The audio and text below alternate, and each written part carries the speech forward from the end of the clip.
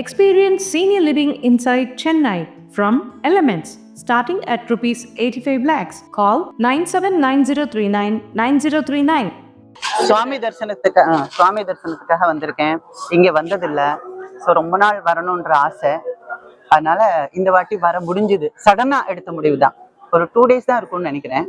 ஏன்னா இப்போ கொஞ்ச நாளாவே இந்த போட்டோவும் இந்த கோவிலும் பேச்சுலையும் போற இடத்துல எல்லாம் தென்பட்டுக்கிட்டே இருந்தது. சரி வர்றதுக்கு டைம் ஆச்சு போல இருக்குன்னு சொல்லிட்டு நான் வந்திருக்கேன். ரொம்ப சந்தோஷமா இருந்தது. தரிசனம் ரொம்ப அழகா நடந்தது. பாக்குறது அப்படியே ஆச்சரியமா இருக்கு. இந்த இடம் பாக்குறதுக்கு ரொம்ப சந்தோஷமா இருக்கு. அரசியல் என்ன, அரசியல் மாதிரியே போய்கிட்டு இருக்கு.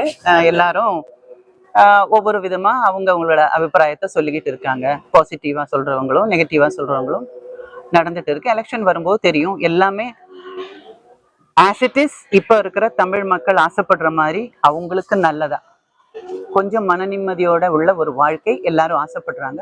அது கிடைக்கணும்னு மற்றவங்க மாதிரி நானும் ஆசைப்படுறேன். ஸோ அதனால எல்லாமே நல்லபடியா நடக்கணும்னு என்னோட ஆசை. அரசியலுக்கு வர்றதுதான் இப்போ கொஞ்ச நேரத்துக்கு முன்னால் ஒருத்தங்க கேட்டாங்க. அரசியல் எனக்கு பிடிக்கும், வரணும் அப்படின்னு. இப்போ இன்னைக்கு கோயிலுக்கு வந்து எந்த சுவாமி எழுதியிருக்குன்னா கண்டிப்பா வருவேன். அதுல எனக்கு சந்தோஷம் தான். எந்த கட்சின்றது அப்ப நான் சத்தியமா உங்களுக்கு சொல்லுவேன்.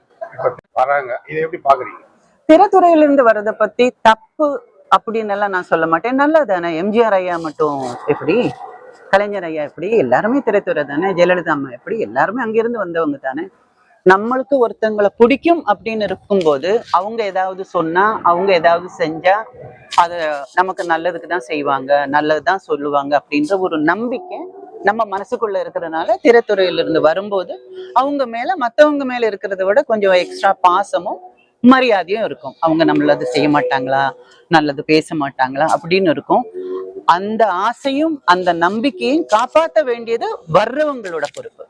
சும்மா நான் ஃபேமஸா இருக்கேன், நான் சொன்ன உடனே எல்லாரும் ஓட்டு போட்டுடுவாங்க, எனக்கு அவ்வளவு ஃபேன்ஸ் இருக்கு, இவ்வளவு ஃபேன்ஸ் இருக்கு, அது வேற, நிஜ வாழ்க்கை வேற. ஃபேன்ஸ் வேற, நிஜ வாழ்க்கையில் இருக்கிற மக்கள் வேற. ஸோ மக்களுக்கு நம்ம நல்லது செய்யறதுக்கு மட்டும்தான் நம்ம நினைக்கிறோமே தவிர ஃபேன் மேல இருக்குன்னு சொல்லிட்டு அந்த ஒரு இதுல இருக்கக்கூடாது, அந்த ஒரு மிதப்பு இருக்கக்கூடாது. அவங்க ஆசைப்படுறது ஒரு 10 விஷயம் அவங்க ஆசைப்பட்டா ஒரு 5 விஷயமாவது பண்ணி கொடுக்கறதுக்குள்ள மனசும் அதுக்கு தேவையான டைமும் எடுத்துக்கணும். நான் பெரியவன்னு சொல்லி உட்காரக்கூடாது. இறங்கி நடந்து போய் அவங்களோட சேர்ந்து செய்யணும். அதுதான் என்னோட ஆசை. யாராக இருந்தாலும், சின்ன வயசோ பெரிய வயசோ, அரசியல் எக்ஸ்பீரியன்ஸ் இருக்கு இல்ல, அரசியல்னு முடிவு பண்ணியாச்சுன்னா ஜனங்களோட சேர்ந்துதான் ஆகணும். அதுதான் உங்களுடைய கடமை. அதான் நான் சொல்றேன்.